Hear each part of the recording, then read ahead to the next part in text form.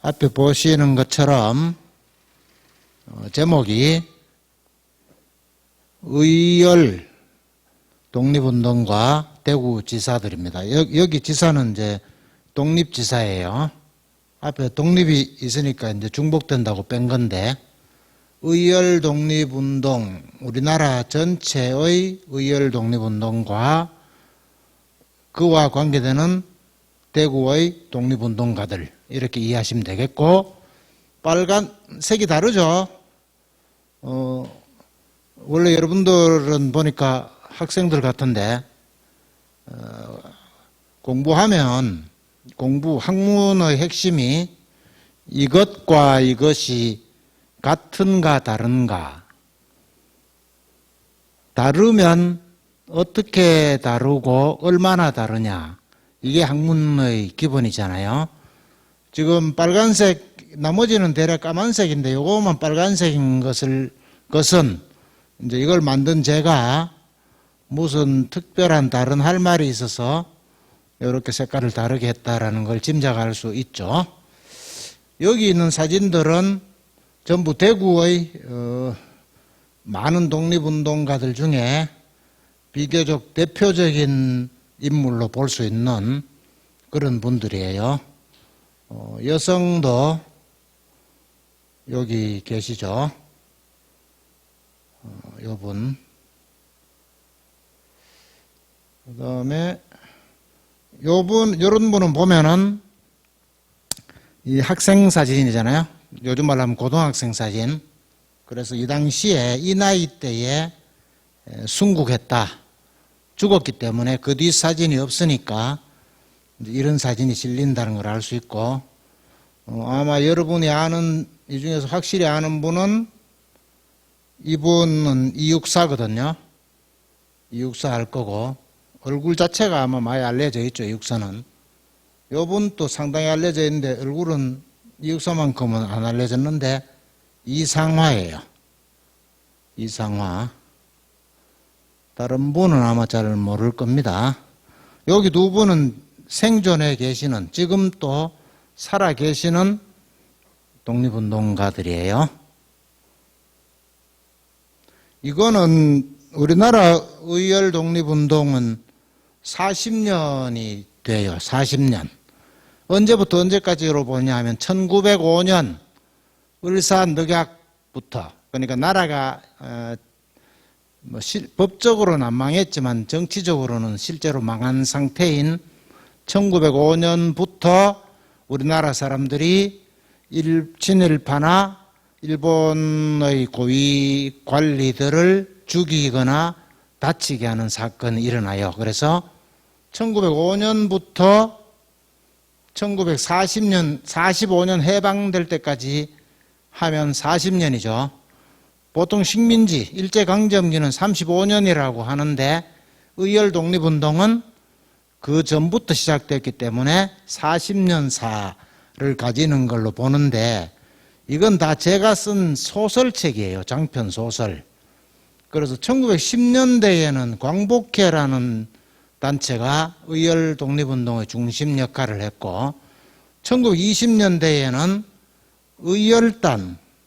의열단이라고 하는 독립운동 단체가 우리나라 의열 독립운동의 중심 역할을 하게 되고, 1930년대에는 한인애국단이라는 단체가 의열 독립운동의 중심 역할을 하게 됩니다.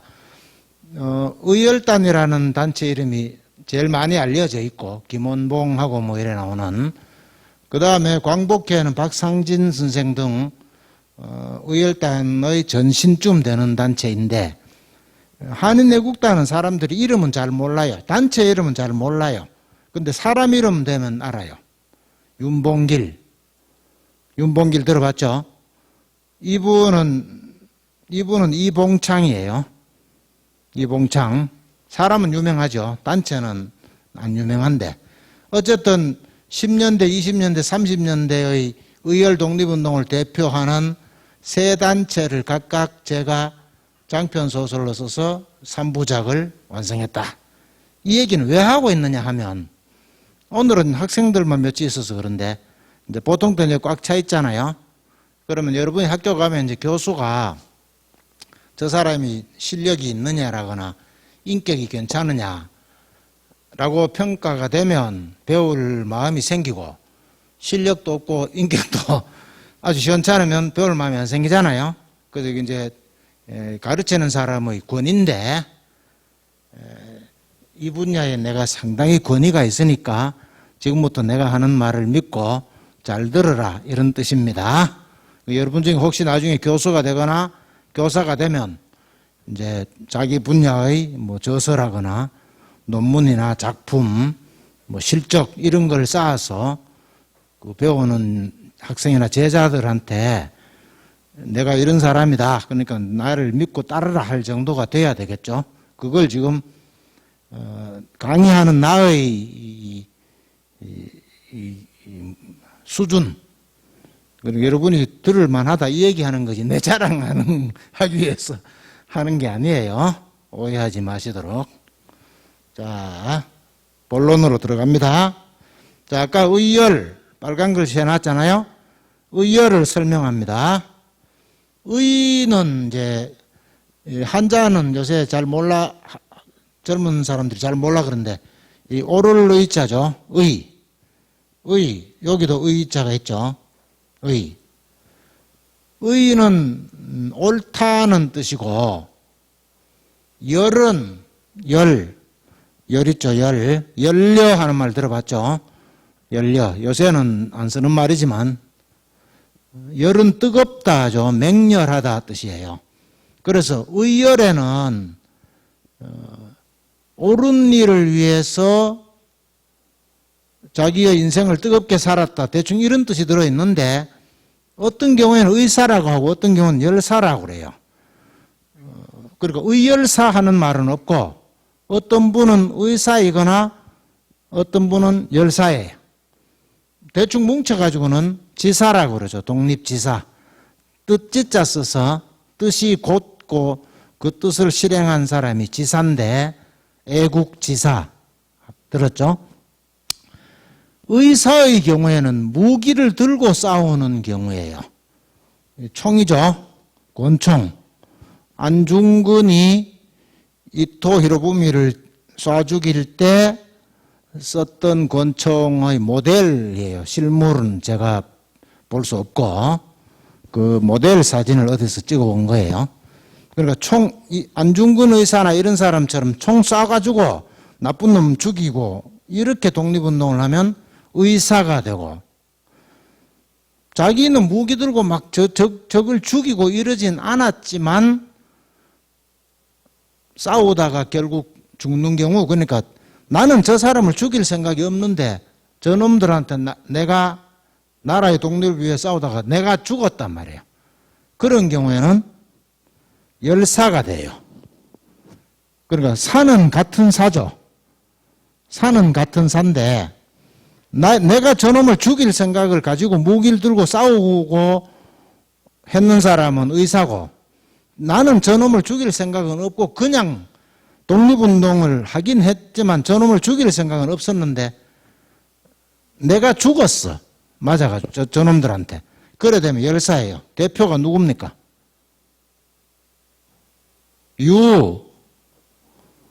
유관순 총 들고 안 싸웠잖아요. 그런데 잡혀가 죽었단 말이에요. 그래서 유관순 같은 경우는 열사예요. 이 사자는 선비를 뜻해요. 선비 사자라고 하잖아요. 사자는 선비를 뜻하는데, 선비 정신의 대표적으로 선비를 상징하는 낱말이 뭐냐 하면 언행일치입니다. 말하고 행동이 일치해야 선비예요. 누군가 공부를 굉장히 많이 했는데 왕이나 대통령이나 뭐 중앙정보부장, 요새는 안기부장이라고 하는데, 이런 사람이 나쁜 짓을 시켰다. 그러면 나쁜 짓을 하면 안 된다고 배우고 말해왔잖아요. 그러면 나쁜 짓을 안 해야 돼요. 그게 선비예요. 알기는 많이 아는데 오만 짓을 다 하고 돌아다니면 선비가 아니죠. 그러면 우리 이 시대보다도 앞 시대의 얘기니까 이거는 그때까지만 해도 대충 말해서 유학 유학의 정신이 지식인을 지배했잖아요. 그러면 유학은 뭐냐? 공자가 한 말의 대표적인 말이 뭐냐 하면 선비는 세상이 도를 실행할 수 있을 때는 나가서 벼슬을 하고, 그러니까 세상이 똑바로 잡혀 있으면 나가서 벼슬을 해가지고 백성들한테 좋은 일을 해라 이 뜻입니다. 지금 벼슬하고는 달라요. 공무원 하란 말이 아니고 정치하란 뜻이에요. 세상이 도가 실행되고 있으면 나아가서 벼슬을 하고 나아가서 백성들을 위해서 좋은 정치를 하고, 세상이 어지러우면 벼슬을 하지 말라고 했어요. 목숨을 던지고 개인의 무언가를 버려서 싸우라고 했단 말이에요. 그러면 나라가 지금 망해가지고 남의 식민지가 되어 있으면 배운 대로 하려면 뭘 해야 됩니까? 독립운동 해야죠. 그렇게 배웠고 제자들한테 그렇게 말해왔단 말이에요, 계속. 그런데 나라가 망했는데 안 한다. 이건 선비가 아니야. 그러면 자기가 진짜 선비라고 자부하는 사람은 독립운동을 하러 가게 됩니다. 전국적으로 한 마을에서 가장 많은 사람들이 독립운동하러 간 곳은 어딜까요? 그리고 자칭 선비를 자부한 사람들이 많이 사는 곳이 독립운동하러 많이 가게 돼 있죠. 자기가 스스로 선비라고 자부를 하기 때문에 실천, 언행일치, 실천을 하기 위해서 만주로 독립운동하러 가게 됩니다. 여러분들 선비 마을 하면 어디예요? 안동. 안동에서 가장 많은 사람들이 만주로 독립운동을 하러 가게 돼요. 그게 언행일치죠. 예를 들어가 독재, 박정희, 전두환 일어나가는 독재 시대라면 선비는 뭘 해야 됩니까? 일제강점기 때는 독립운동을 해야 되고 독재 시대에는 민주화운동을 해야 되죠. 그러면 자기가 공부교나 한 지식인이라고 자부한다면 민주화운동을 해야 되죠. 민주화운동을 어느 도시에서 제일 많이 했느냐 할 때는 안동이라고 보기는 어렵죠. 왜냐하면 이제 시대가 바뀌었죠. 그러니까 내가 많이 배웠다고 해가 꼭 착하게 살아야겠다는 의지에 불타지 않는다 이 말이에요. 지금 지식에는. 여러분들은 어떤지 모르겠는데 여러분들 앞으로 점점 공부를 더 많이 하게 되겠지만 아는 게 많아진다고 해서 착하게 살 의지가 강하다고 보기는 어려운 시대가 왔잖아요, 지금. 그래서 옛날식으로 그렇게 적용하기는 좀 어렵겠죠. 아무튼 의사든 열사든 언행일치를 실행한 사람들이죠. 갔는데 이제 어떻게 해야 나라가 독립이 되는 빨리 독립이 되며 우리나라 사람이 덜 다치고 나라도 온전하게 지켜가면서 독립이 되겠는가, 어떤 방법이 더 좋겠느냐 하는 거는 사람이 다 각자 다 사람이 서로 다르듯이 생각도 다르니까 노선이 달라지죠. 어떤 사람은 이래야 진짜 독립이 된다. 어떤 사람은 이렇게 해야 빨리 된다. 이렇게 서로 생각들을 다르게 해가지고 여러 노선이 생기는데 대표적인 게 이런 거예요. 외교로 독립하자. 우리는 망해가 힘도 없고 하니까 미국이나 이런 힘센 나라한테 우리 좀 독립시켜 달라고 부탁하고 해가지고 그 사람들 힘을 빌어서 독립하자. 이게 외교 독립론이에요. 대표적 인물은 이승만이에요. 미국 가서 미국 사람들한테 우리 좀 독립시켜줘 이러면서. 근데 그게 되겠습니까? 그게 될 리가 없죠. 왜냐? 미국은 일본하고 밀약을 해가 나눠먹기를 하기로 이미 돼 있단 말이에요. 미국은 자기들이 필리핀을 먹고 그 대신에 일본은 조선을 먹고 서로 간섭하지 말자. 미국 내가 필리핀 먹으려고 하는데 일본 너 나라 좀 가까이 있다고 방해하거나 그러지 말고, 일본은 또 미국 보고 우리가 조선을 먹을 테니 당신들이 방해하지 말고 국제무대 회의하면 좋게 이야기해도 이래가 서로 밀약을 해놨단 말이에요. 그런데 이승만이 가서 우리나라 좀 독립시켜달라고 한다 해가 미국이 그래 힘써줄게 하고 힘써주겠습니까? 나쁘게 말하면 그걸 이승만이 몰랐는지 알았는지 알 수는 없는데 이승만이 무슨 바보도 아니고 그래가 될 거라고 정말 생각했겠느냐 이래 의심할 수도 있죠. 그 다음에는 지금 독립은 하긴 해야 되는데 지금 힘도 없고 하는데 독립운동하다 우리나라 사람 일본한테 다 맞아 죽는다. 그러니까 지금은 좀 참고 실력을 길러가지고 실력이 길러지면 그때 일본하고 싸우자. 쉽게 말하면 이런 건데 이걸 실력 배양론이라고 해요. 좀 그럴듯하긴 한데 현실에서 보통 이런 말 많이 해요.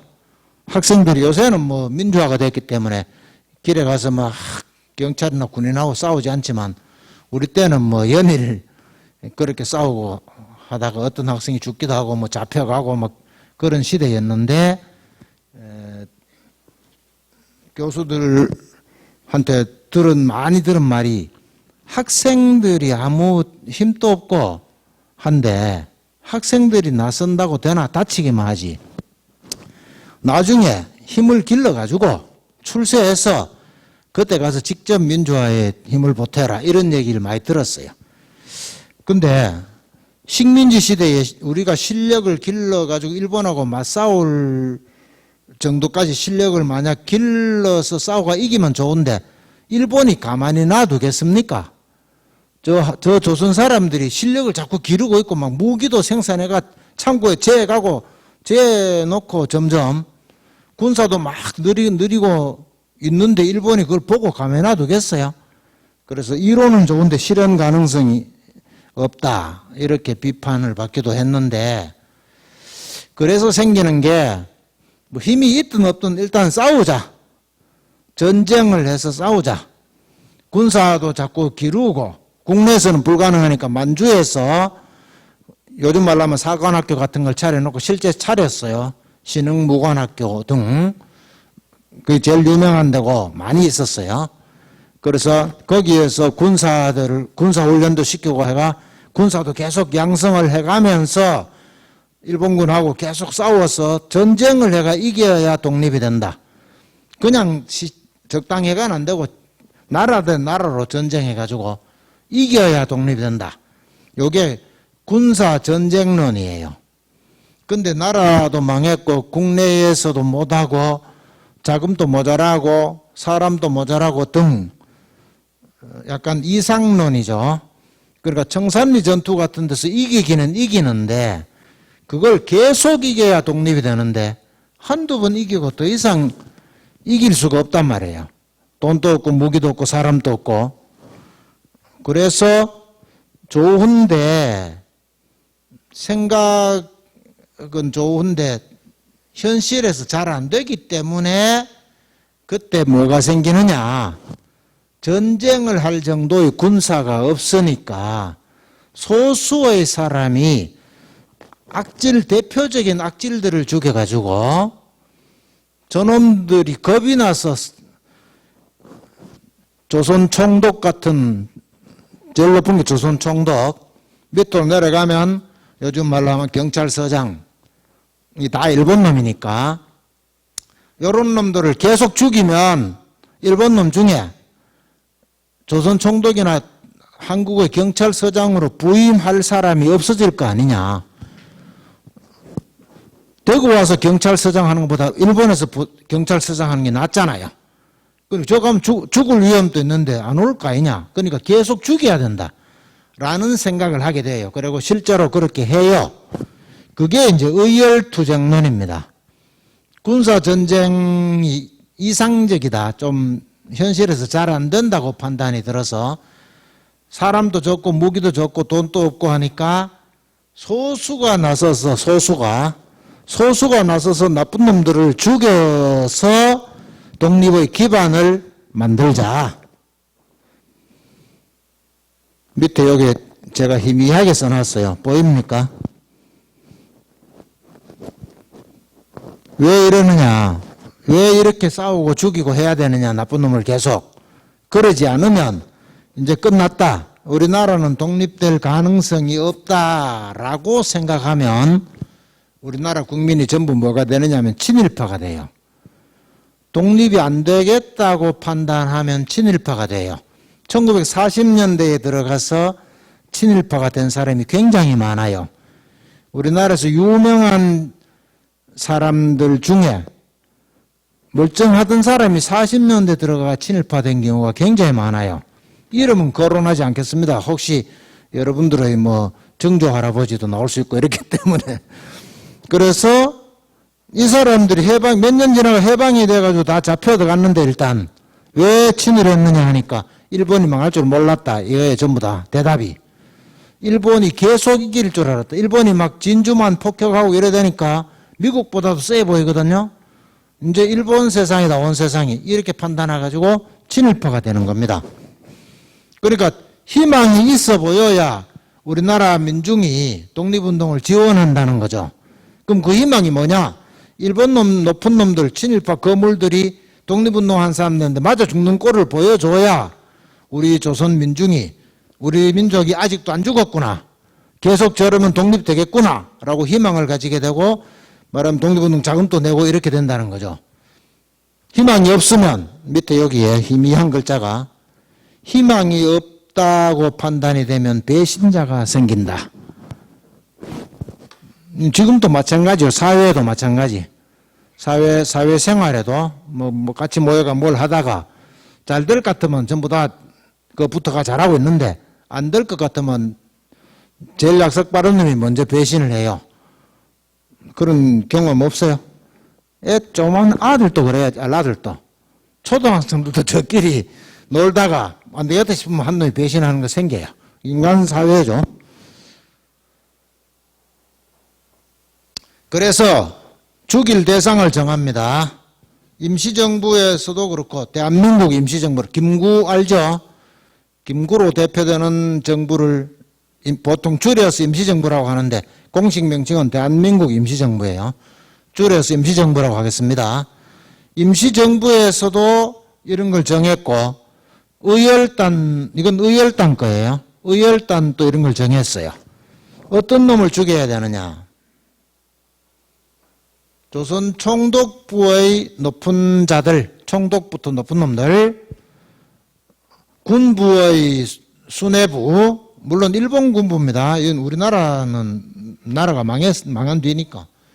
대만 총독, 이것도 일본 사람인데 대만 총독은 우리나라에 부임한 거다. 대만 있는데 왜 죽이려고 했느냐 하면 조선 총독이나 대만에 가 있는 총독이나 똑같이 나쁜 놈이다. 대만 총독을 죽이면 조선 총독도 뜰 거 아니냐. 대충 말하면 그래 보면 돼요. 매국, 나라를 팔아먹는 나쁜 놈들, 매국 적하는 거는 이제 적이란 말은 대충 나쁜 놈 이 말이에요.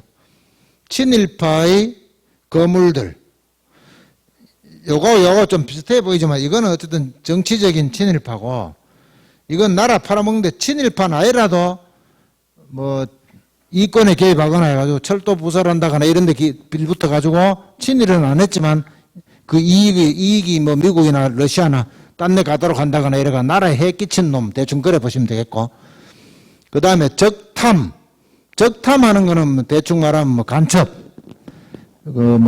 밀정 뭐 이런 거 이런 놈들 그 다음에 반민족 토호 열신 이게 말이 좀 어려운데 친일파 거물은 아니지만 이건 거물 이완용 뭐 이래가는 거고 이거는 토호하는 거는 동네 유지 예를 들면 뭐 지산동에서 1, 2등 가는 부자인데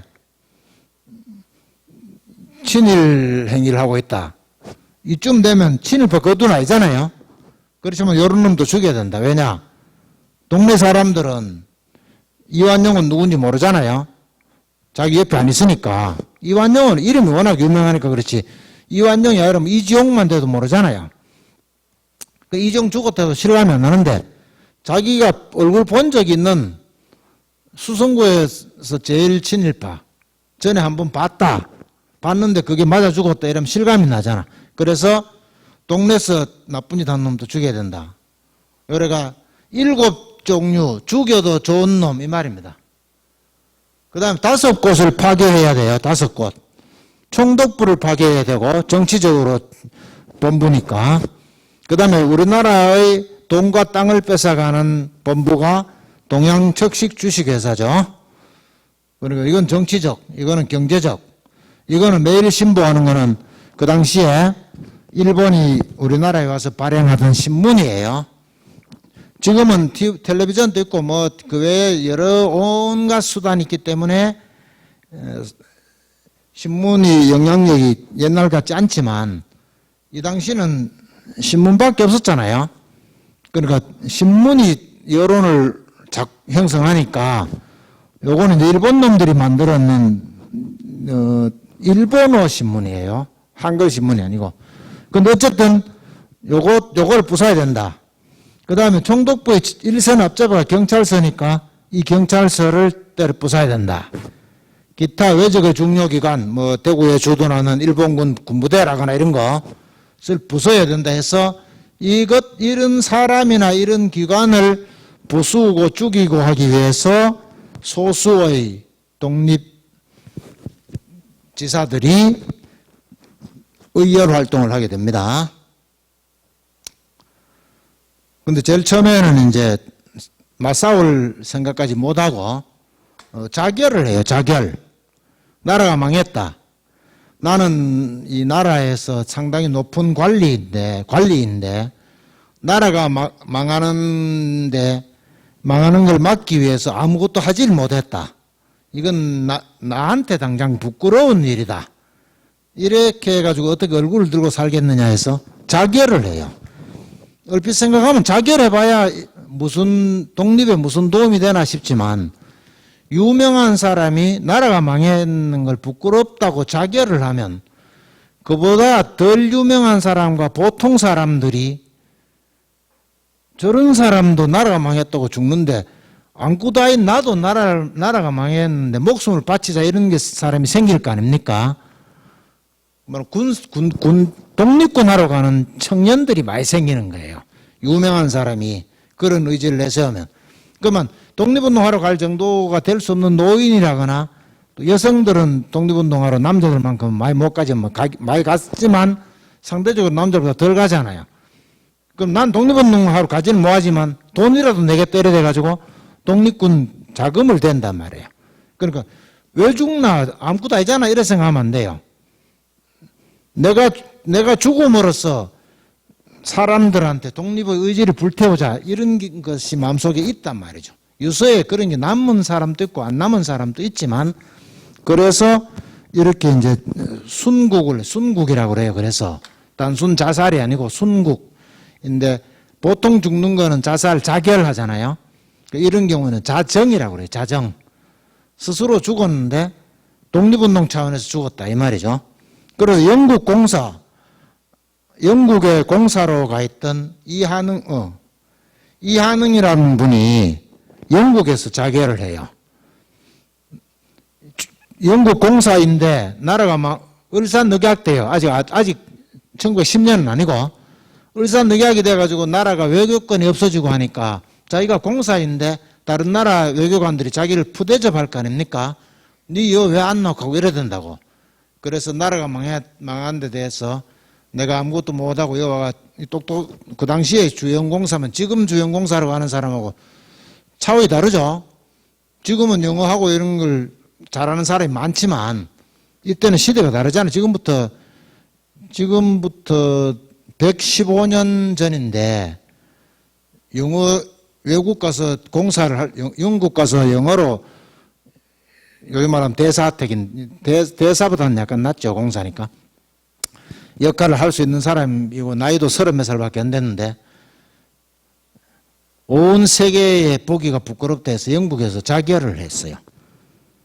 그 다음에 요즘 말로 하면 이제 국무총리도 하고 막 이랬는 사람인데 이 양반은 상당히 유명하죠. 민영환이 자결을 해요. 자정을 해요. 순국을 하게 됩니다. 또 이런 분이 있어요. 원태우라고 하는 분인데 경기도 안양 사람이에요. 이제 여기 요 이제 이 뭐라 하나 이거 부조 요 자리에 여기 서 있어요. 요 밑에 여기가 기찻길이에요. 기차. 요리 기차가 지나가는 길이에요. 원태우가 여기에 있다가 요 기차가 몇 시쯤 지나간다는 걸 알고 기다리고 있어요. 손에 돌을 들고 돌. 이 사람이 돌을 만드는 전문가예요. 그러니까 돌 가지고 뭐 만드는 전문가. 요즘 말로 하면 석공인데 이 사람이 옛날에 조선시대에는 무기 중에 하나가 돌이거든요. 왜 옛날 영화 보면 옛날 이야기를 담은 영화 보면 왜 적군이 저거 확 몰려오면 돌 가지고 딱 때려가 머리 맞춰가지고 저기 뒤로 죽고 이런 장면 있잖아요. 그게 지금 보면은 무기가 하도 없이 그런 것 같이 보이지만 그 당시에는 그게 무기의 한 종류였어요. 활이 떨어져가 돌 던진 게 아니고 처음부터 돌 가지고 던져서 맞추는 훈련을 해요. 종목에 들어있어요, 그게. 그래가지고 그걸 잘하는 사람이 또 있을 거 아닙니까, 뭐든지 간에. 그래서 저좀 돌 탁 던지면 맞아가 팍 죽는데 이 사람이 그 분야의 전문가예요. 이 사람이 돌을 들고 이어서 누구를 기다리고 있냐면 이토 히로부미가 기차 타고 오기를 기다리고 있어요. 그러니까 이토 히로부미 옆에 가가지고 때려 죽이고는 접근을 못하니까 기차 타고 갈 때는 기차를 따라가면서 호위병이 없잖아요. 그럼 이토 히로부미가 앉아있는 유리창에 열에 앉아있으면 돌을 가지고 때리면 아무도 못 맞고 이토를 때린다는 거지. 에이, 기차가 얼마나 빨리 지나가는데 돌을 가지고 때리느냐 싶지만 그 당시는 기차 속도가 시속 20km였어요. 지금은 KTX 타면 200km인가 250km인가 이렇잖아요. 그때는 기차가 20km였어요. 시속이. 20km면 1시간에 20km. 1시간에 20km 가면은 사람이 걸으면 1시간에 4km쯤 걷거든요. 그러면 시속 20km는 사람 걷는 속도 4배쯤 빠르니까 이 앞에 기차가 지나가면 돌 가지고 때리면 얼마든지 사람을 때릴 수가 있죠. 이토가 탔는 기차가 왔을 때 돌로 때려가지고 이등박문의 눈하고 이마를 찢어요. 피투성이를 만들어요. 그래가지고 잡혀가지고 고문을 당하고 한 끝에 육체적으로 불구자가 되고 아주 힘들게 살다가 나중에 이제 죽게 되는 분인데 이분이 이제 아까 민영환 선생처럼 이제 자정한 분을 빼고 실제로 상대를 죽이거나 다치게 할 목적으로 일본과 싸운 최초의 의사로 독립운동사에 나와요. 그 요가만 이렇게 세워져 요 이제 모습을 요래 뜬 거고 요 밑에 그림은 작아서 잘 안 보이시는데 요거는 이제 기차가 지나가는데 돌을 던지는 장면이에요.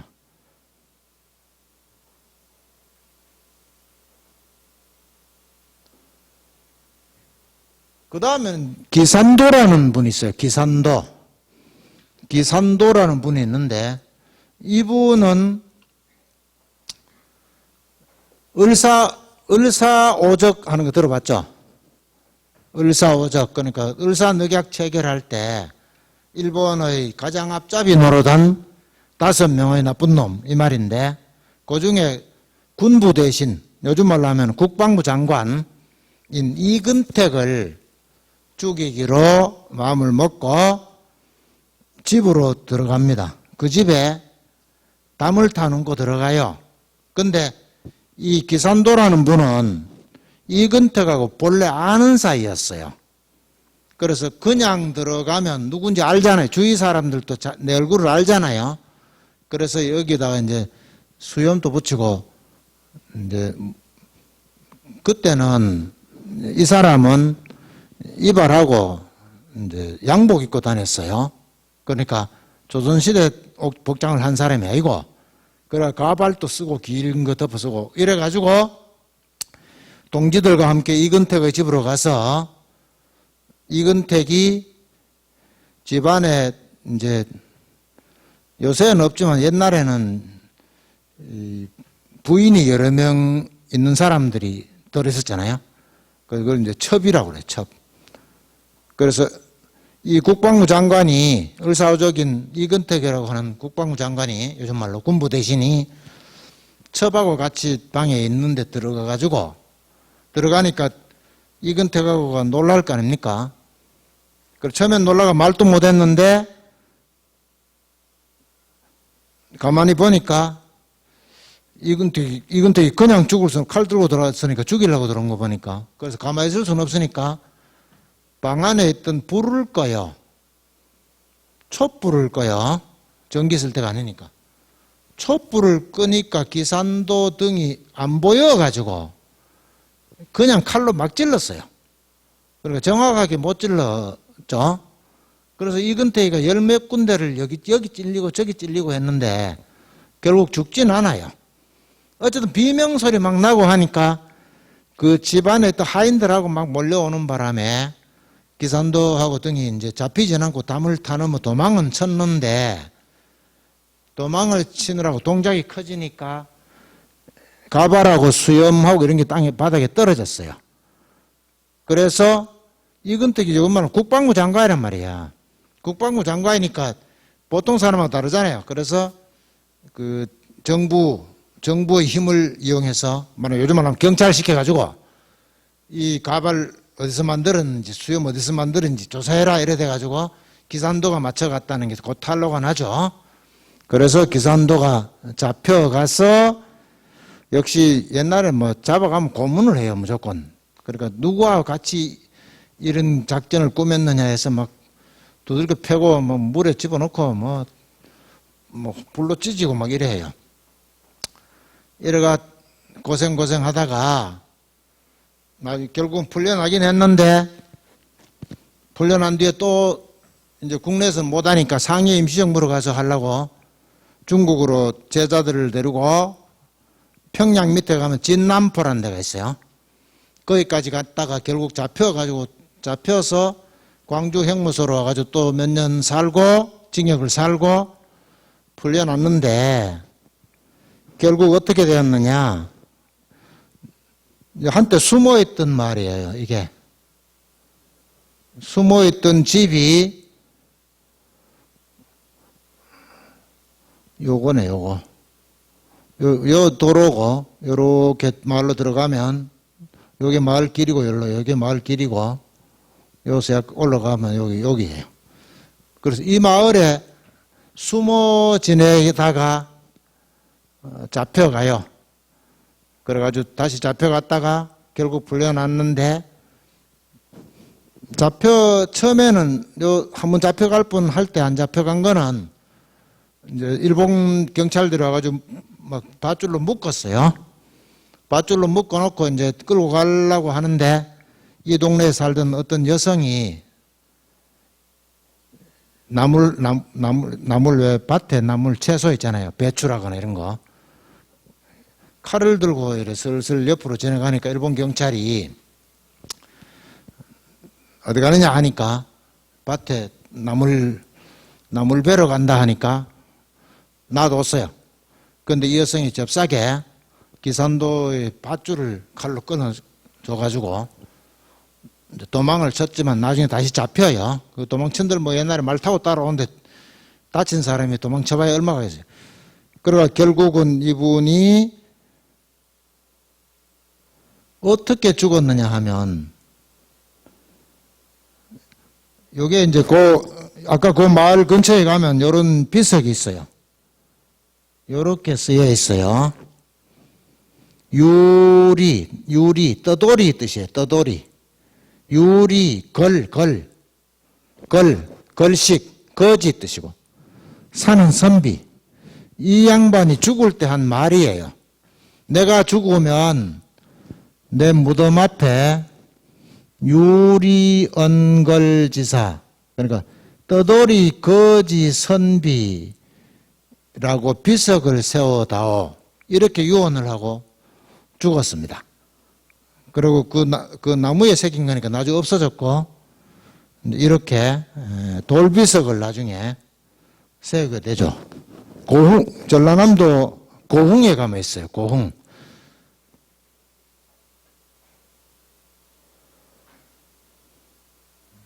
기산도가 죽이려고 한 이제 사람이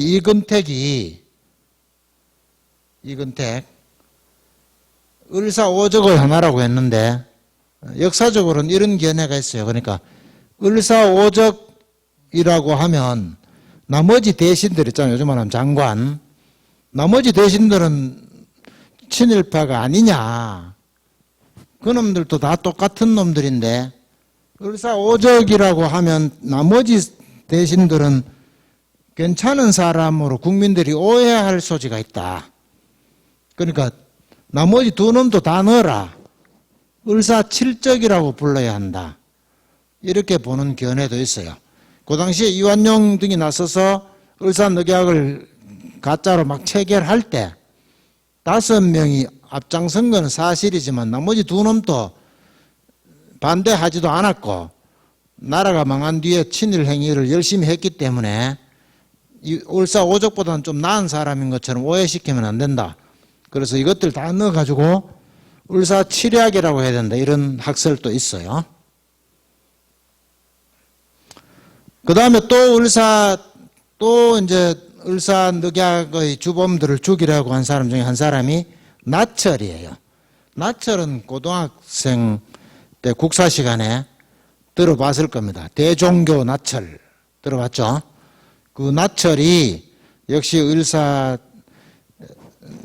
주범들을 처단하기 위해서 역시 권총 쏘고 뭐 칼로 찌르고 이런 거사를 일으켰는데 결국 성공하지는 못하고 잡혀가지고 귀양살이를 하다가 나중에 풀려난 뒤에 이래가지고 안 되겠다. 종교로 민중을 깨우쳐서 독립운동을 하도록 만들어야 되겠다고 해서 창시한 종교가 대종교죠. 대종교. 여기 보성에 가면은 이 나철 기념관이라는 게 있어요. 이게 나철 기념관이에요. 나철 기념관. 안 가봤죠? 예? 요거는 어디냐? 최익현. 요리에 걸어 들어가면 여기에 집이 하나 있고 여기 무덤이 있어요. 무덤. 누구 무덤이냐? 최익현 선생의 무덤이 있어요. 최익현도 국사 시간에 들은 이름으로 기억이 날 겁니다. 말하면 의병을 일으켰다가 잡혀가지고 대마도에 끌려가서 일본 놈들이 주는 음식은 먹을 수 없다 이래가지고 처음에 안 먹고 하다가 결국 이제 몸이 약해진 상태가 되고 실제로는 그 이제 일본 쌀이 아니고 조선 쌀이다 해서 먹게 되기도 하는데 결국 죽죠. 그랬던 이제 최익현인데 이분은 의병은 일으켰지만 일본군하고 실제 전쟁은 못했어요. 왜냐하면 전쟁하러 가는데 임금이 백성들이 전쟁 나서지 마라라고 어명을 내렸어요. 그러면 옛날 선비들은 어명 내리면 따르잖아요. 그래서 군대를 해산하고 그냥 일본에 잡혀갔죠. 그래서 실제로는 막 총을 쏘거나 해가 독립운동을 해가지고 업적을 남긴 건 없는데 왜 의병사에서 유명하냐 하면 최익현이 그 당시에 무지무지하게 유명한 선비였단 말이에요. 그리고 국민들의 큰 존경을 받던 선비가 의병을 일으켰다가 대마도 갔다가 죽었다고 하니까 그 후배나 그를 존경하는 선비들이 최익현 선생이 죽었는데 우리가 가만히 있을 수 없다 이래가지고 의병이 막 일어나요. 그래서 의병사에서 최익현이 크게 이름이 부각되어 있는 거죠. 요거는 보통 홍살문이라고 하죠. 홍살문.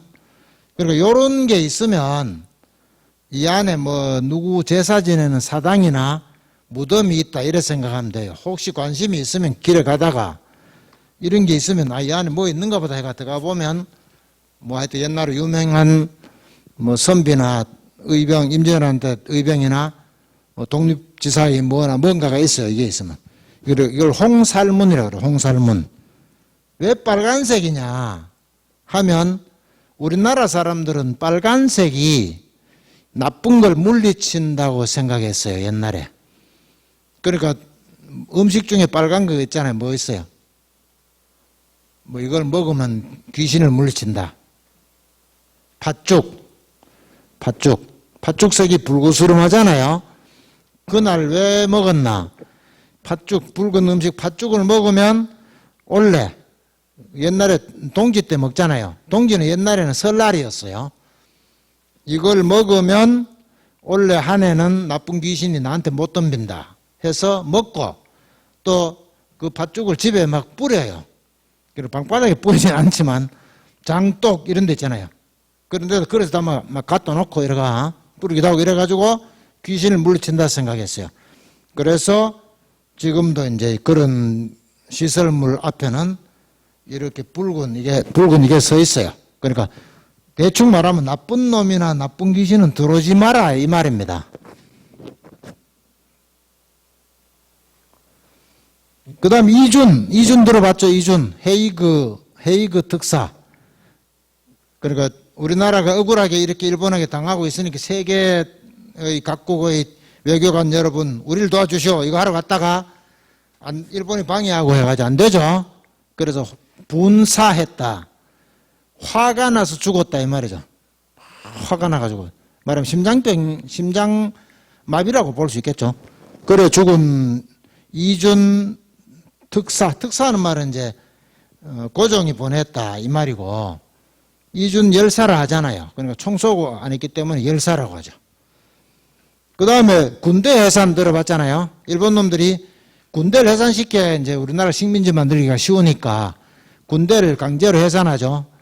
그러니까 체조한다고 그러면서 도수체조, 맨손체조, 체조한다 그러면서 우리는 한국군 군대들을 그 당시 이름은 시위대라고 그래요. 시위대가 뭐냐? 요즘 말로 하면 청와대를 지키는 군대 이 말입니다. 시위대들을 맨손 체조한다고 운동장에 다 모이라고 했어요. 그러니까 맨손 체조를 한다는 것은 무기를 들고 오지 말라는 뜻 아닙니까? 무기 놔두고 맨손으로 오너라 했어요. 그래가지고 뭣도 모르고 갔단 말이죠. 무기 다 놔두고. 그새 일본 놈들이 와가지고 무기를 다 압수해 가가죠. 그런데 가기 싫어서 일본 놈들하고 친일파들이 나대는 게 보기 싫어가지고 박승환이라고 하는 대대장이 자기가 안 가고 이 당시 대대장은 요즘 말하면 중령쯤 돼요. 중령. 자기 밑에 부대대장을 대신 보냈어요. 거기에. 갔다 와가지고 군대 해산된다고 하더라. 하니까 박승환 대대장이 자기 군사들한테 나는 나라가 이래 된 데 대해서 책임을 지고 나는 죽는다. 너희들은 각자 알아서 해라 이러고 권총으로 자살을 해요. 그래서 시위대 장교와 병사들이 길거리로 나가서 일본군하고 전투를 하게 됩니다. 하루 종일 전투를 해서 수백 명이 죽어요. 외국 사람들이 이걸 많이 봤어요. 그 당시에. 왜냐하면 일본군이 총 쏘고 가는 본부가 어디 있었느냐 하면 지금 쉬운 말로 남대문 위에 있었어요. 남대문 위에다 기관총을 설치해 놓고 한국군이나 일반 우리나라 사람들한테 막 총을 쏘고 이래가지고 결국 우리가 이기지 못하고 대부분 죽고 잡혀가죠. 그러고는 일본군들이 내려와가지고 길거리에 있는 조선인 일반인들 뭐 여자고 애고 뭐 안 가리고 막 학살을 해가지고 세계 사람들이 그걸 많이 봤어요. 어쨌든 박승환 대대장의 권총 자살로 우리나라 당시 군대들이 강제 해산되고 나서 집에 안 가고 어디로 갔겠습니까? 의병하러 가는 거예요. 군대가 해산됐으니까 이제 직업이 없어졌잖아요. 직업이 없어졌으면 보통 집에 가가지고 다른 직업을 구해야 되는데 그러지 않고 의병을 찾아가요. 그럼 의병이 어떻게 되냐? 군대에서 정식으로 총 쏘고 총을 수리하고 작전을 짜고 한 걸 정식으로 배우고 지휘하고 한 사람들이 의병에 많이 가담을 하니까 의병의 군사적 힘이 세지죠. 그래서 군대 예산이 결과적으로 우리 의병한테 도움이 되는 약간 역설적인 상황이 발생하게 되죠. 그 다음에 전명훈 의사와 장인환 의사도 국사책에 주로 나오는 양반들이죠. 미국에서 스티븐스라고 하는 미국 사람인데 일본 앞잡이가 돼가지고 우리나라에 나쁜 짓 많이 했는 인간이 있었는데 이 인간이 미국 가가지고 계속 일본이 조선을 삼킨 거는 조선의 이익이다 이러고 떠들고 다니니까 전명훈과 장인환 두 사람은 원래 서로 모르는 사이인데 우연히 같은 시간에 스티븐스를 죽이려고 권총을 들고 현장에 나타나가지고 전명훈이 처음에 총을 먼저 쏴요. 쐈는데 정식으로 안 맞아요. 권총 안 쏴봤죠? 예? 쏴본 사람 있어요? 영화 같은 데 보면 권총 탁 쏘면 팍 맞아서 팍 죽잖아요. 권총 10발 쏘면 거의 한 발도 안 맞아요. 권총이 열에 짧잖아요. 짧아. 총신이. 총 길이가 짧잖아요. 길이가 짧으면 쏠 때 이래 움직여요. 총이. 총의 충격이 있어가지고 이래가 땅 쏘야 그대로 날아가는데 당기는 순간 이래 돼요. 총이. 그러니까 거의 안 맞아요. 우리나라 1907년, 8년, 9년 이런 무렵에 우리나라에서 권총 제일 잘 쏜 사람 누군지 알아요? 안중근이에요. 따 죽인 게 우연이 아닙니다. 옆에서 이렇게 누구든지 가가 옆에 가서 쐈으면 이토가 죽을 것 같지만 보통 사람 가가 쏘면 안 맞아요. 영화에 왜 총이 이리 있다가 탁 쏘면 죽잖아요. 그건 영화. 거의 안 맞아요. 나는 여러 번 쏴봤는데 거의 안 맞아요. 저 있는 거예요. 눈앞에 거 쏴도. 총이 이래 움직여. 이게 길어야 왜 영화에 보면 땅에 엎드려가지고 총 이래 넣고 이래 보고 쏘는 거 있잖아요. 이게 제일 잘 맞아요. 무릎하고 다 팔꿈치하고 다 땅에 닿아 있기 때문에 총이 안 움직이거든요. 길기도 하고. 그러면 착 맞고 손에 들고 가는 거는 거의 안 맞아요. 근데 그 당시 제일 잘 쏜 사람이 안중근이라고 그 당시 사회가 인정했어요. 그래서 안중근이 이 도가 그 온다는 걸 알고 내가 가면 죽일 수 있다 이래 된 겁니다. 그래서 안중근이 가서 쏴가지고 세 방 쏴가 다 죽잖아요. 그 다음 장인환이 또 쐈는데 그러니까 이제 전명훈이 쏘고 안 맞고 스티븐스하고 전명훈이 격투를 하게 됐어요. 그걸 보고 장인환이 뒤에 있던 장인환이 총을 쏴가 스티븐스가 맞죠. 맞아요. 그 자리에서는 죽지는 않지만 결국 죽어요. 그 두 분 다 이제 잡혀가게 되고 뭐 그렇죠. 교과서에 나와서 아마 이제 들어본 이름일 겁니다. 그 다음 구미에 가면 허위기념관이 있어요. 혹시 구미 출신 있으면 가봤을지 모르겠는데 허위란 분은 이제 나라가 망하기 전에 나라가 망한 뒤에 싸우는 사람을 독립군이라고 하고 나라가 망하기 전은 의병이라고 그래요. 그 나라가 공식적으로 안 망했는데 스스로 망했다고 할 수는 없잖아요. 그러니까 1910년에 8월 들어가 나라가 정식으로 문을 닫기 전까지는 의병이라고 하고 그 뒤는 독립군이라고 하는데 나라가 완전히 망하기 전까지 활발한 의병 활동이 벌어졌는데 그중에서 가장 대표적인 사람이 허위예요. 허위. 구미 사람이에요. 구미 가면 이렇게 허위 기념관이 있어요. 그러니까 전국 의병을 경기도에 모아가지고 서울로 쳐들어가서 일본 놈을 다 죽이자. 아까 말하면 전쟁론 있잖아요. 군사 전쟁론. 그래서 서울로 실제로 쳐들어가가지고 동대문까지 가요. 동대문까지 갔는데 요즘 같으면 이제 막 전화기 들고 누가 어디까지 왔으면 몇 명이 왔으면 뭐 무기가 몇 개 있는지 서로 막 대부분 알잖아요.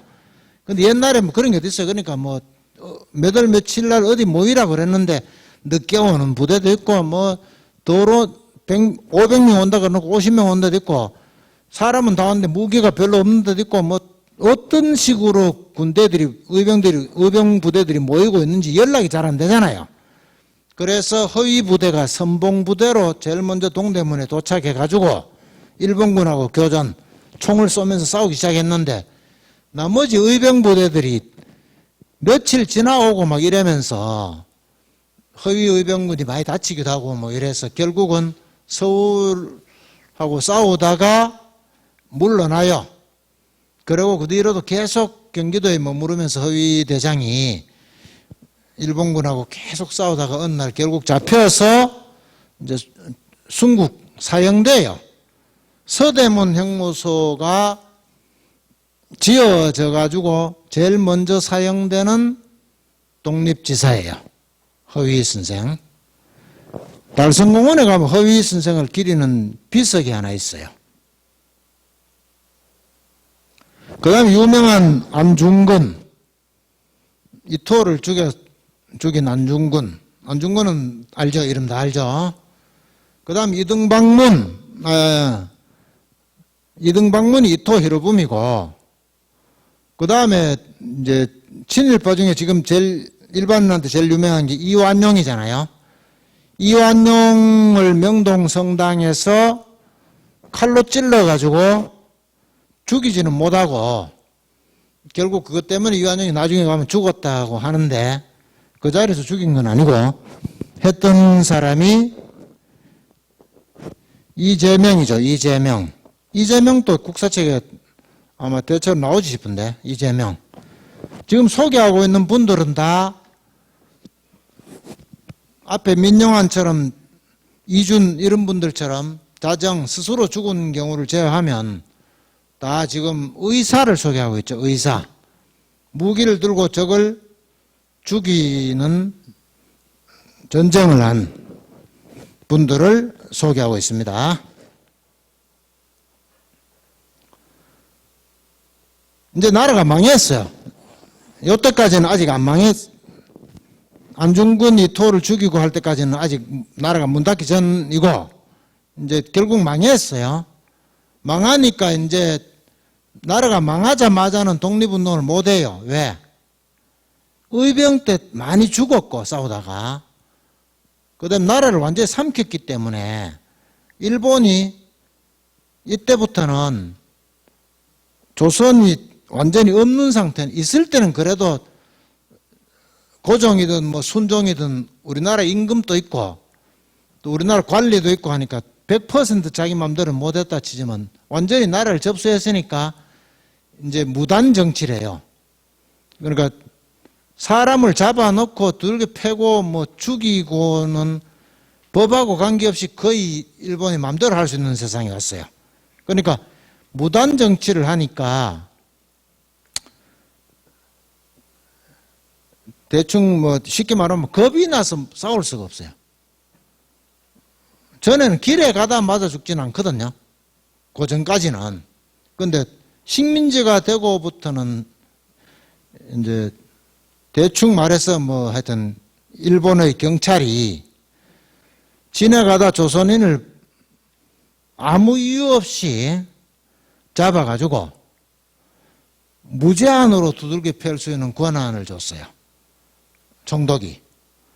그러니까 일본인이 지나가다가 아무 조선인이나 붙들고 니 왜 쳐다봐 이래가 끌고 가 막 며칠 두고 들고 펴도 아무 책임이 없어요. 그러니까 한국 사람이 일본 순사가 나타나면 일단 피해야 되죠. 이유를 따지는 게 가능 안 하니까. 그런데 독립운동 할 수가 없죠. 그러니까 무단 정치 때문에 독립운동을 못하고, 두 번째, 그래도 해야 되겠다는 사람들 중에는 나라가 망한 데 대한 충격이 있어가지고, 나라가 망했는데 아무렇지도 않다, 이상하잖아요. 아까 말하면 선비가, 독립운동을 하는 사람이 1차적으로는 선비잖아요. 나라가 망했는데 심리적으로 아무렇지도 않다, 어제하고 기분 똑같다, 몸도 똑같다, 이럴 수가 없죠. 온 몸이 이상하게 몸에 힘도 없고 아프고 이럴 거 아닙니까? 나라가 망한 데 대한 충격을 받아서 못해요. 그래가지고 약 5년 동안은 거의 독립운동을 못해요.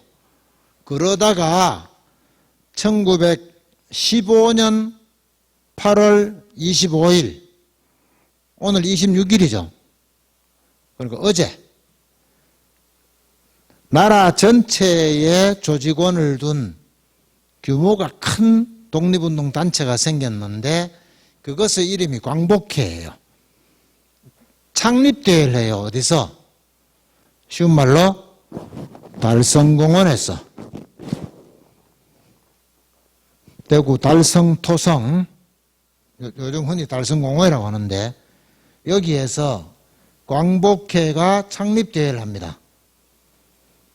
그리고 이 단체가 뒤에 결국 일본한테 들켜가지고 간부들이 사형되고 하면서 젊은 사람 일부가 만주로 가고 또 새로운 사람을 규합해서 의열단을 만들게 돼요.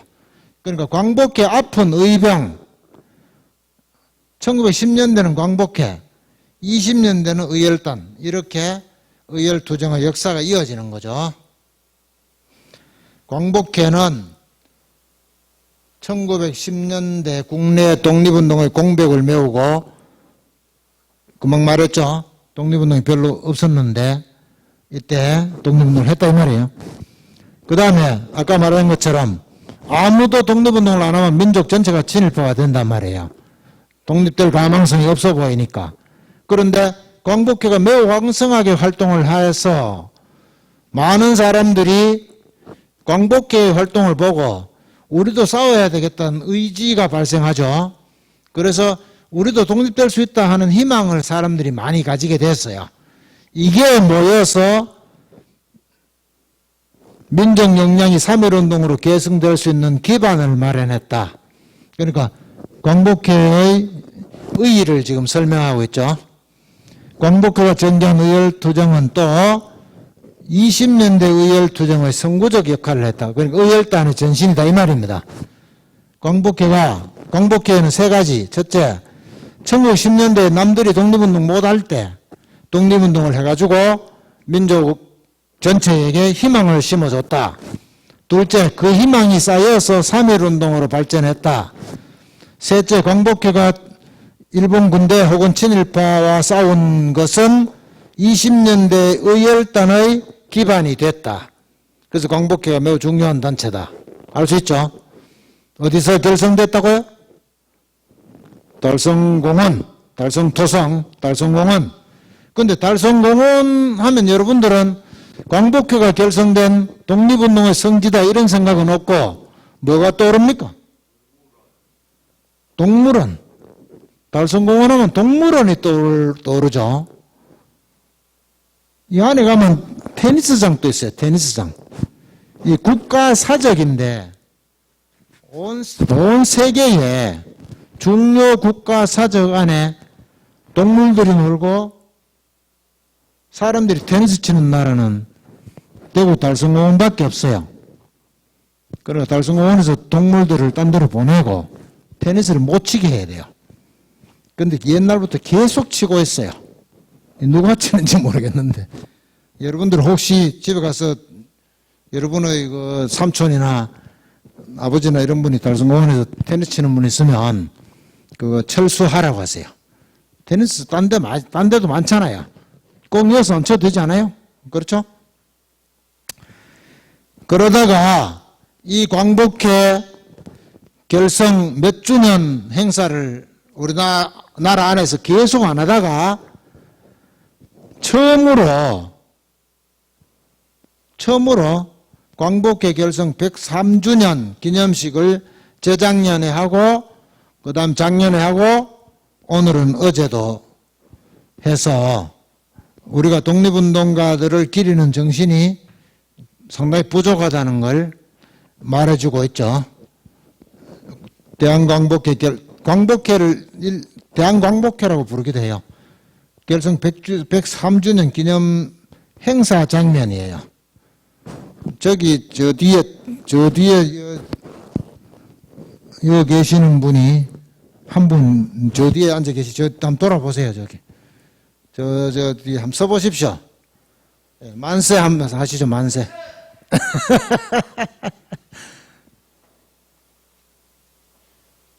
그 다음에 이제 의열단으로 넘어갑니다. 광복회 대구 확실히 기억이 나죠? 1910년대 독립운동은 대구에서 창립된 광복회가 주도했다. 그 제목에 대구 나오는 이유가 지금 약간 설명되고 있죠. 그 다음에 20년대 의열투쟁의 대표적인 단체는 의열단인데, 단체를 만들어가 뭘 하려면 돈이 들잖아요. 아무 돈 없이는 못하죠. 그때 의열단이 처음 만주 길림에서 만들어질 때 돈을 누군가가 내야 되는데 그 돈 낸 사람이 누구냐? 이종암이에요. 이종암.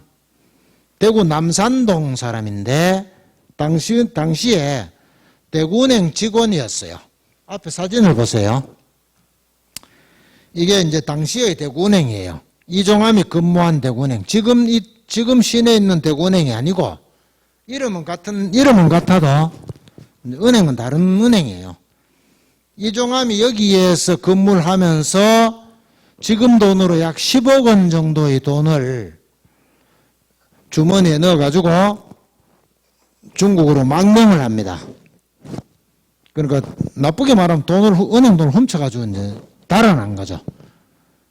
그런 이제 여기서 좋은 일을 위해서 수단이 나빠도 되느냐 이런 이제 철학의 문제가 등장하게 되는데, 아무튼 일제 때에는 은행 돈을 털어가 독립운동을 하는 게 맞죠. 지금은 그렇게 하라고 말하기 좀 곤란하지만 그래 하여튼 이종암 선생이 여기서 요즘 돈으로 10억 원의 현금을 가지고 중국으로 가서 거기서 아까 말한 신흥무관학교 있죠. 군사훈련을 받아요. 거기서 누굴 만나느냐? 김원봉 등을 만나요. 나이들이 비슷해요. 이종암이 몇 살 많은데. 그래서 전부 다 20몇 살이에요. 그래서 자기들끼리 의기투합을 합니다. 신흥무관학교에서 군사훈련을 받아가지고 나중에 청산리 전투하러 가고 하려고 신흥무관학교에서 군사훈련을 시키는 건데, 이종암, 김원봉 등은 그거는 나중에 가면 3,000명 되잖아요. 우리 몇 사람 없어도 되니까 우리는 군대로 하지 말고 우리끼리 총독부 때려 부수고 친일파 죽이고 하는 의열투쟁을 하자는데 의기투합을 해요. 그래서 집을 한 개 세워둬가지고, 세워두려니까 돈 들잖아요. 그 다음에 상해에 가서 폭탄 만들고 던지고 하는 방법을 배워요. 이종암과 김원봉이 둘이서 거기 가가지고 석 달 동안 한 방에서 합숙하면서 그걸 배워요. 그래가지고 돌아와서 그 집에서 의열단 단원을 10명을 교합해가지고 10명이 거기서 폭탄 만드는 연습을 하고 해요. 그러니까 그걸 폭탄을 한참 만들어가지고 그걸 만주 거쳐가 압록강 거쳐가지고 국내를 가져와가지고, 아직 국내는 조직이 없으니까 잘아는 집에다 맡기는데, 잘아는 집이 어디냐? 김원봉의 고향인 밀양에 맡겨놔요. 그래서 밀양에 지금 가면 의열단 기념관이 있는 겁니다. 그래가지고 그 폭탄을 그때까지 든 돈이 이종암이 가져간 10억 원이 다 쓰잖아요. 이종암이 없었으면 의열단이 제대로 초창기에 창립이 되고 활동이 가능했겠느냐라고 반문할 수 있을 정도로 이종암의 역할이 커요. 그리고 이 이종암은 결국 여러 차례 의열투쟁을 하다가 결국은 체포돼서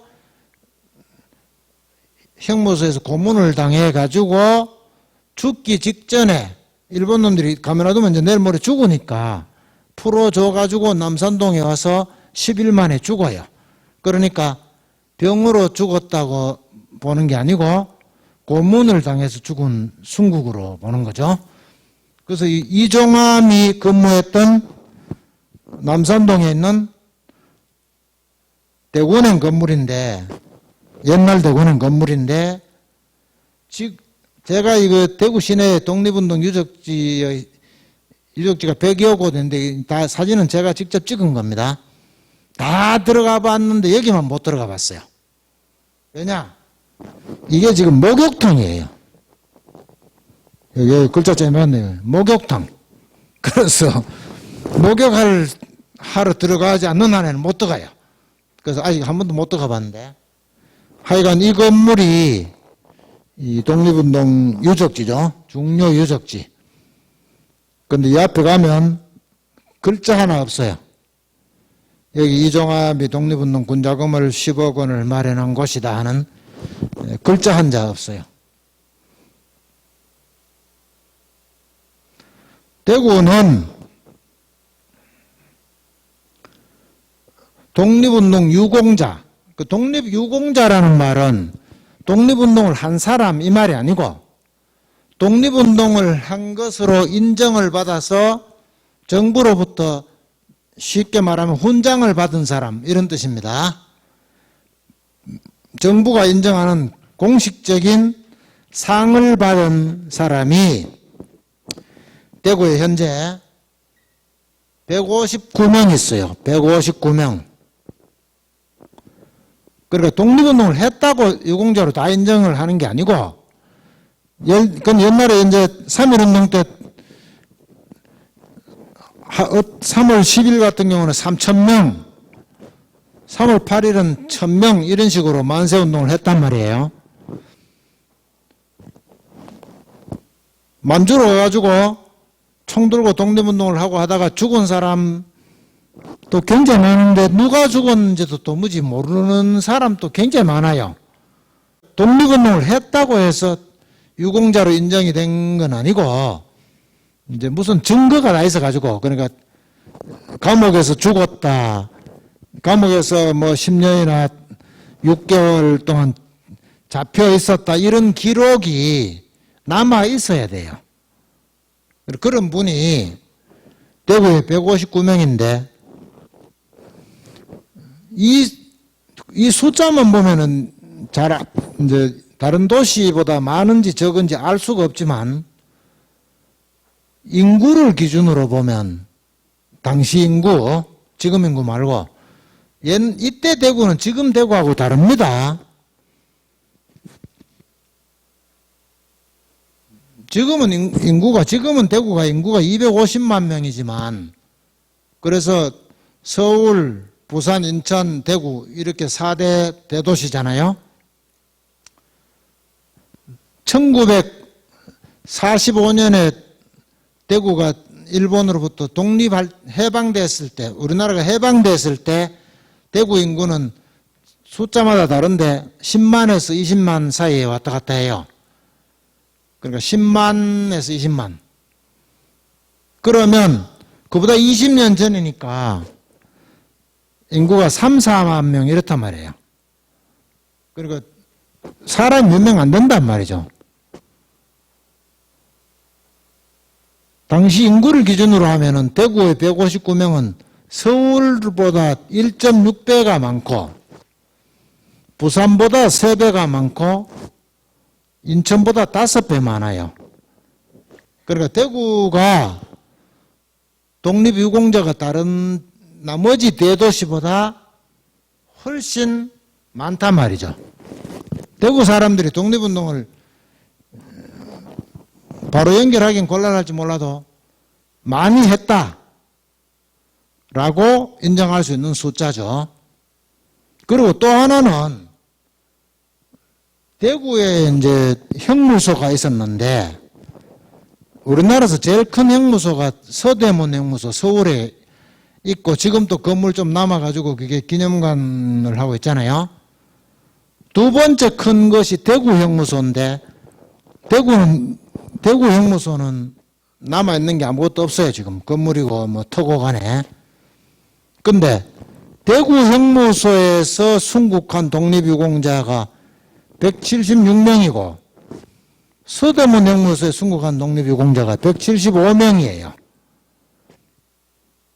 이 숫자도 대구 형무소에서 죽은 순국한 독립유공자가 서대문 형무소보다도 더 한 명 차이지만은 더 많다는 것은 어쨌든 당시에 독립운동한 분들이 대구를 중심으로 독립운동을 했을 뿐만 아니라 체포돼 와서 고문을 당하고 그 안에서 죽은 숫자가 많다는 걸 증명하는 거 아닙니까? 그러니까 대구는 독립운동과 특별한 어떤 인연이 있는 도시다. 보통 사람들은 대구는 독립운동 별로 안 하고 제일 많이 독립운동한 사람이 이상화다. 뺏긴더라도 보면 오는가로 유명하잖아요. 그런 정도로 생각하는데 실제로는 아까 말한 것처럼 광복회라거나 이종함이라거나 이런 의열투쟁의 거물들이 대구 사람들이고 또 이렇게 유공자거나 순국한 사람도 이렇게 많은 것을 보면 대구는 독립운동의 도시다. 대구는 대단히 열심히 독립운동을 한 사람들의 도시다. 우리는 그 후배들이다. 이런 자부심을 가질 수 있죠. 그런데 대부분의 시민들은 대구는 독립운동 별로 안 한 줄 알아요. 독립운동 하면 머리에 떠오르는 이름이 김구, 유관순, 윤봉길, 안중근 이런 식이잖아요. 대구 사람 아무도 아니네 이래 생각하고 대구 독립운동 안 했다 이렇게 섣불리 판단하는 수가 있는데 여러분들 앞으로 사람들 만나면 온 얘기를 기억나는 대로 전파를 해요. 그래서 대구는 독립운동의 도시다.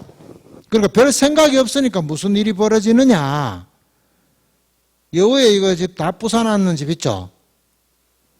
이게 이육사의 집이에요. 지금은 다 부수고 없어요. 몇 년 전에 이래 있었는데 지금은 흔적도 없어요. 이육사가 대구에서 17년을 살았어요. 이육사가 17살이 될 때까지 안동에서 살다가 그 다음에 대구로 와서 17년을 살았어요. 그러니까 사실상 대구 사람이죠. 그때 집이에요. 그때 집인데 이렇게 때려 부수고 흔적도 없이 만드는 곳이에요. 우리가. 요건 아까 말한 이종함 선생이 최후로 살았던 집이에요. 이종함의 형의 집이에요. 이종함이 감옥에서 나왔기 때문에 갈 데가 없잖아요. 그래서 죽기 직전이죠. 근데 요 집도 지금 얼마 안 지나면 이제 부사져요. 요것도 지금 요 재개발 대상으로 돼 있어요.